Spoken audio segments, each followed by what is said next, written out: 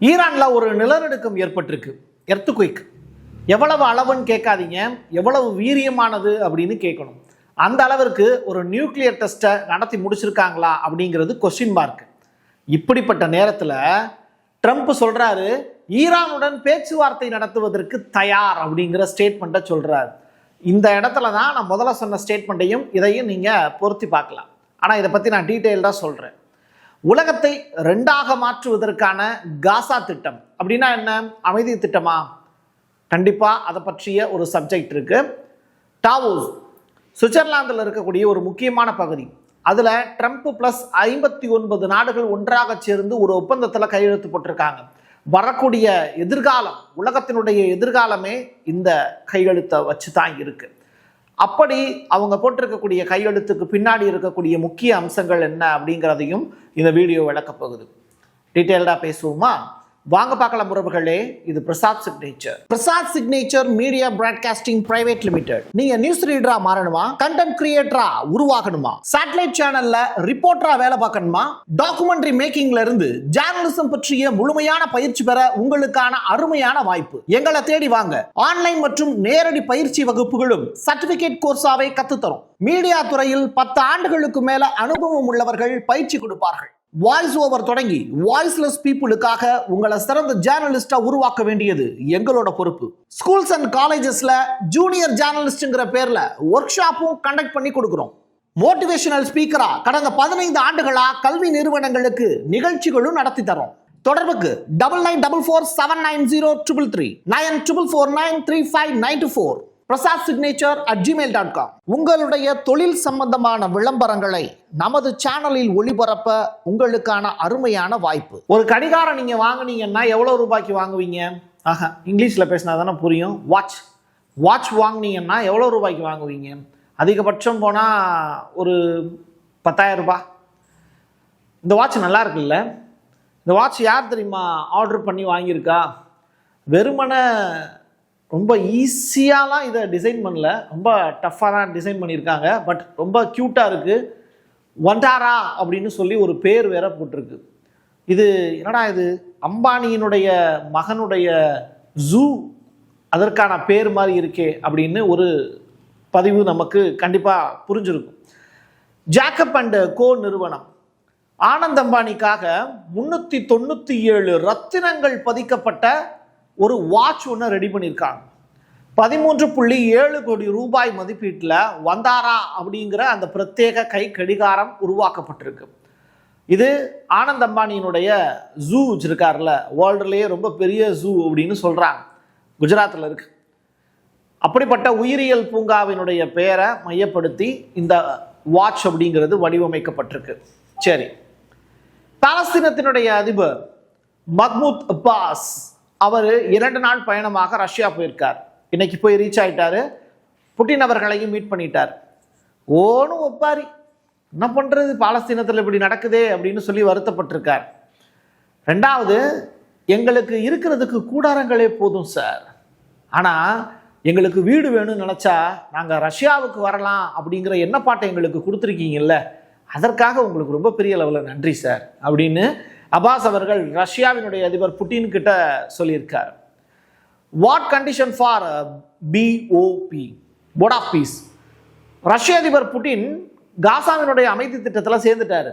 ஆனால் ட்ரம்ப் கிட்ட அவர் வச்சிருக்கக்கூடிய மிக முக்கியமான கோரிக்கைகள் ஒன்று, பாலஸ்தீனம் அப்படிங்கிற தனி தேசம் அமைப்பதற்கு அமெரிக்கா ஒப்புக்கொண்டால் மட்டும்தான் நான் அந்த ஒப்பந்தத்தில் சேருவேன், $1 trillion கொடுப்பேன், வச்சுக்கோ, சந்தோஷமா வச்சுக்கோ அப்படிங்கிற அளவுக்கு சொல்லியிருக்கார். சரி, இதுதான் அங்கே நடந்திருக்கக்கூடிய மிக முக்கியமான நிகழ்வு. ஈரானுடைய கெர்மான் அப்படின்னு சொல்லிட்டு ஒரு மாகாணம், அங்கே இருக்கக்கூடிய பர்பாய் அப்படின்னு அதுக்கு பக்கத்தில், இடத்துக்கு பக்கத்தில் 10 கிலோமீட்டர் ஆழத்தில் 4.4 ரிக்டர் அளவுகளான ஒரு நிலநடுக்கம் ஏற்பட்டிருக்கு. இது வெறுமன நிலநடுக்கமா, இல்லை ஈரான் செய்த அணு ஆயுத சோதனையா, இல்லை ICBM டெஸ்டா, இதை பற்றி எந்த விவரங்களும் நமக்கு தெரியல. பட் இப்படி ஒரு நிலநடுக்கம் ஈரானில் மட்டுமே நடப்பதற்கான வாய்ப்பு அல்ல. ஈரான் இதுக்கு முன்னாடியும் சில டெஸ்ட்லாம் செஞ்சுருந்தாங்க. அப்போது இந்த அளவிற்கான நிலநடுக்கம் அப்படிங்கிறது சில பகுதிகளில் மட்டும் உணரப்பட்டது. சரியா? அப்படிப்பட்ட ஒரு சம்பவத்தை மறுபடியும் இப்போ ஈரான் செஞ்சிருக்காங்கன்னா ஒரே ஒட்டுமொத்த ஊரும் க்ளோஸ் அப்படின்னு வடிவேல் சொல்ற மாதிரி நம்முடைய இஸ்ரேல் அப்படிங்கிற ஒரு நாடு மீது ஈரான் இப்போ செஞ்சிருக்கக்கூடிய ஒரு சம்பவத்தை அங்கே அப்ளை பண்ணாங்கன்னா யூதர்களே அவ்வளோதான், முடிஞ்சு சொல்லி. ஈரானுடைய மத்திய வங்கி இப்போ பொருளாதார மந்த நிலையை ஈரான் சமாளிக்கணும். அதுக்கு வேறு வழி இல்லை. தண்ணி இல்லைன்னா இன்னொரு நாட்டுக்கிட்ட வாங்கிடலாம். பொருளாதாரமே டவுன் ஆயிடுச்சு அப்படின்னா அவங்க தான் அவங்களை டெவலப் பண்ணிக்கணும். ஸோ அங்கே இருக்கக்கூடிய ரியாலை வலுப்படுத்துறதுக்கு $507 மில்லியன் அளவிற்கான USDD அப்படிங்கிறத வாங்கியிருக்காங்க. அதாவது எலிப்டிக் அப்படின்னு சொல்லிட்டு ஒரு பிளாக் செயின் இருக்கு. நீங்கள் ரூபா அப்படிங்கிறதே நீங்கள் ஒவ்வொன்றா கட்டமைக்கப்படுறது தான், சரியா? அப்போது அந்த பகுப்பாய்வு தளமாக இருக்கக்கூடிய எலிப்டிக் அப்படிங்கிறது ஈரானுடைய மத்திய வங்கி, அதாவது CBI அப்படிமா. இங்கே CBIனா இன்வெஸ்டிகேஷன், அங்கே வந்து ஒரு வங்கிக்கான பெயர். $500 பில்லியன் அதிகமான மதிப்புள்ள டெதரனுடைய USDDயை வாங்கியிருக்காங்க அப்படின்னு. சரி, இதெல்லாம் எதுக்கு பிரசாத் எங்கள்கிட்ட வந்து சொல்கிறேன் அப்படின்னா, ட்ரம்ப் அதிக அளவில் ஆசைப்படக்கூடிய ஒரு விஷயம் பிட்காயின். அந்த பிட்காயினுடைய ரேட்டை வந்து அதிகப்படுத்தி அதிகமான அளவில் அந்த வணிக சந்தையில் அதை போட்டு பெரிய அளவில் லாபம் பார்க்கறதுக்கான முயற்சியில் ஈடுபட்டுக்கிட்டு இருக்காரு. அதற்கு ஆப்படிக்கக்கூடிய வகையில் தான் இப்போ இந்த USDDயை ஈரான் வாங்கியிருக்காங்க அப்படிங்கிற தகவல் வெளியாகிருக்கு. எது எப்படியோ தானும் வாழணும், அதே நேரத்தில் எதிரியும் அழியணும் அப்படிங்கிறதுல ஈரான் தெளிவாக இருக்காங்கங்கிறத இந்த செய்தியின் மூலியமாக நம்மளால் புரிஞ்சுக்க முடியுது. ஜனாதிபதி ட்ரம்ப் அவர்கள், அமெரிக்காவினுடைய ஜனாதிபதி ட்ரம்ப் அவர்கள் மிக முக்கியமான ஸ்டேட்மெண்ட் ஒன்று இந்த டாவோஸ் அப்படிங்கிற அந்த மாநாட்டில் வச்சு பேசியிருக்கார். ஈரான் பேச்சுவார்த்தை நடத்த விரும்புகிறது, நான் பேச மாட்டேன், ஈரான் பேச விரும்புது, அதனால நானும் பேச ரெடியாக இருக்கேன் அப்படிங்கிற ஸ்டேட்மெண்ட்டை சொல்லியிருக்கார். So Iran will attack Israel with ICBM அப்படிங்கிற அந்த வார்த்தை நிஜமாக போகுது அப்படிங்கிற பயத்தில் தான் இப்போ ட்ரம்ப் வந்து ஈரானுக்கு அழைப்பு விடுத்திருக்கார். ஆனால் இது எந்த அளவிற்கு முன்னோட்டமாக போக போகுது அப்படிங்கிறது தெரியல. போர் நடக்காமல் இருந்தால் மகிழ்ச்சி, போர் நடந்துச்சு அப்படின்னா 2 பேருக்கு லாஸ், அதான் உண்மை. அமெரிக்கா அதிகாரப்பூர்வமாக உலக சுகாதார அமைப்பிலிருந்து வெளியேற முடிவு பண்ணிட்டாங்க. WHO சொல்லுவாங்கல்ல, வேர்ல்டு ஹெல்த் ஆர்கனைசேஷன், அதுல இருந்து வெளியேறிட்டாங்க. நீங்க கவர்மெண்ட் கிட்ட, அந்த UHOனுடைய கவர்மெண்ட் கிட்ட நீங்க சொல்லணும் என்னன்னா, நாங்கள் 1 வருஷத்துக்கு முன்னாடியே நாங்கள் வெளியில் வர்றோம் அப்படிங்கிறத இன்ஃபார்ம் பண்ணணும். பட் அமெரிக்கா அந்த சட்ட விதிகள் எல்லாத்தையும் ஃபாலோ பண்ணல, அனௌன்ஸ் பண்ணாங்க. இப்போ என்னன்னா அதுலேருந்து வெளியே வந்துட்டாங்க. அமெரிக்காவினுடைய சுகாதாரம் மற்றும் உலகளாவிய சுகாதாரம் ஆகிய இரண்டையுமே இது பாதிக்கும். ஏன்னா USAID அப்படிங்கிறது இந்த WHO அதிகமான அளவில் போகுது.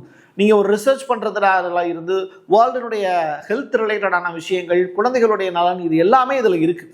பட் திடுதுப்புன்னு அமெரிக்கா இதிலேருந்து வெளியில் வந்திருக்கிறது அப்படிங்கிறது ரொம்ப ஆபத்தானது. ஐநாவினுடைய சுதந்திர சுகாதார அமைப்புக்கு செலுத்த வேண்டிய $260 மில்லியன் கட்டணத்தை வாஷிங்டன் செலுத்துவதற்கு மறுக்குது அப்படிங்கிறது தான் யதார்த்தமான உண்மை. ஸோ அமெரிக்க சட்டத்தின்படி 1 வருடத்துக்கு முன்பே அந்த அறிவிப்பு கொடுக்கணும், அதை ட்ரம்ப் செய்யலை அப்படிங்கிறது தான். நிலுவை கட்டணங்கள் 2023 இருந்து பெண்டிங் இருக்கு. ஸோ WHO வெளியேறலாம் அமெரிக்கா, நோ ப்ராப்ளம், பட் கொடுக்க வேண்டிய காசை கொடுத்துட்டு வெளியேறு அப்படின்னு WHO அமைப்பு மிரட்ட முடியாது. அது ட்ரம்ப் கிட்ட நடக்காது. இப்போ இங்கே அதுதான் பிரச்சனை மற்ற நாடுகளுக்கு. சரி, மிக முக்கியமான ஒரு கட்டத்தில் இந்த வீடியோ போகுது. ட்ரம்ப்புக்கு அனைவரும் கைதட்டி ரொம்ப உற்சாக வரவேற்பு கொடுத்தாங்க. எங்கே? சுவிட்சர்லாந்தில். என்னப்பா ஃப்ளைட்லாம் வந்து ரிப்பேர் ஆச்சுன்னு சொன்னீங்க, போயிட்டாரா அப்படின்னு கேட்டால் ஆமாம், ஜாலியாக சூப்பராக போயிட்டாரு. இப்போ அங்கே போய் வந்து ஒரு முக்கியமான ஒரு சைன் ஒன்று போட்டிருக்காரு. 59 நாடுகள் 59 நாடுகள் இந்த ட்ரம்பினுடைய கையெழுத்துக்கு பின்னாடி ட்ரம்புக்கு துணையாக இருக்கிறாங்க அப்படிங்கிறது தான். அப்படி என்ன கையெழுத்து அப்படின்னு கேட்டால் அதுதான் ரொம்ப முக்கியமான கையெழுத்து, காசாவினுடைய அமைதி ஒப்பந்தம் அப்படின்னு சொல்கிறாங்க. சரி, காசாவினுடைய அமைதி ஒப்பந்தம் ஏன் சுவிட்சர்லாந்தில் வச்சு போட்டிருக்காங்க, அதுக்கு பின்னாடி இருக்கக்கூடிய காரணங்கள் என்ன அப்படிங்கிறதெல்லாம் நம்ம வரிசையாக அடுத்தடுத்து பார்க்கலாம். பட் டொனால்டு ட்ரம்ப்போட யார் யாரெல்லாம் நிற்கிறாங்க அப்படிங்கிறத நீங்கள் ஃபுல்லாக பார்த்துக்கோங்க. கண்டிப்பாக அர்ஜென்டினா இருக்கும், அர்மேனியா இருக்கும், அஜர்பைஜான் இருக்கும். இந்த மாதிரியான மிக முக்கியமான யூதர்கள் வாழக்கூடிய எல்லா நாட்டு பிரதிநிதிகளும் வந்திருக்காங்க. இன்க்ளூடிங் இஸ்ரேலுடைய பிரதமர் நெதன்யாகும் வர வேண்டியது, ஆனால் அவர் வரல. பட் பாகிஸ்தானுடைய பிரதமர் ஷபாஸ் ஷெரீப் அவங்கெல்லாம் வந்திருக்காங்க. இந்தியாவுக்கு அழைப்பு விடுத்தாங்க, காசு கட்டணும் அப்படின்னு சொன்ன உடனே மோடி வந்து பேக் அடிச்சிட்டார். இப்படிப்பட்ட நிலையில ரஷ்யாவும் ஜாயின் அடிச்சிருக்கு அப்படிங்கிற தகவல். மற்ற உறுப்பினர்களோடு இணைந்து சுவிட்சர்லாந்தினுடைய டாவோஸ்ல சமாதான வாரிய சாசனத்தில் ட்ரம்ப் கையெழுத்திட்டு அதனுடைய ராஜாவாக அந்த பொசிஷன்ல போய் உட்காந்துட்டாரு. ஸோ இது ரொம்ப ரொம்ப இம்பார்ட்டன்டான ஒரு ஸ்கீம். புதிய காசா திட்டம் குறித்து ட்ரம்ப் சொல்லியிருக்கக்கூடிய விஷயங்கள் எல்லாமே இருப்பிடத்துல தான் தொடங்குது. ரைட்டா? அதாவது அவர் என்ன சொல்றாரு, அடிப்படையில் நான் ஒரு ரியல் எஸ்டேட் புரோக்கர். யாரு? ட்ரம்ப். எல்லாமே இருப்பிடத்தை பொறுத்து தான், இருக்கக்கூடிய இடத்தை பொறுத்து தான். காசாவில் அமைதி இல்லை அமைதி இல்லைன்னு சொல்றீங்க, உலகத்தினுடைய அமைதியே இங்கே தான் இருக்கு அப்படிங்கிற மாதிரி ஒரு கட்டடம் கட்டிட்டா சூப்பரா இருக்கும்ல. நான் தான் சொன்னேனேங்க அந்த இந்த வேலையை செய்ய போறாரு அப்படின்னு. பட் இப்போ கட்டடம் வந்து காசாவில் கட்ட போறாரா சுவிட்சர்லாந்தில் கட்ட போறாரா அப்படிங்கிறத கொஸ்டின் மார்க். பட் அமெரிக்காவில் அந்த கட்டடம் கட்ட போறது இல்லைங்கிறது மட்டும் தெளிவாயிருச்சு. சரி, இது ஒரு அழகான நிலப்பகுதி, பல மக்களுக்கு என்னவாக மாறக்கூடும் அப்படிங்கிறத யோசிச்சு பாருங்க அப்படிங்கிறத தனது திட்டத்தையும் சொல்லியிருக்கார். எது எப்படியோ சுவிட்சர்லாந்துலையாவது காசாவிலையாவது ஒரு பெரிய கட்டடம் ஒன்று கட்டி அதில் ராஜாவாக உட்கார போறாரு லைஃப் லாங் ட்ரம்ப். இதுதான் அவருடைய பிளானு. அதுக்கு உலகின் பல்வேறு நாடுகள் சப்போர்ட் பண்ணிக்கிட்டு இருக்காங்க அப்படிங்கிறதும் யதார்த்தமான உண்மை. சரி, இது ஒரு பக்கம். காசா குறித்து ஜாரட் குஸ்னர் அப்படிங்கிற நபர், ரைட்டா, இவர் யாரு? ட்ரம்பினுடைய மருமகன்.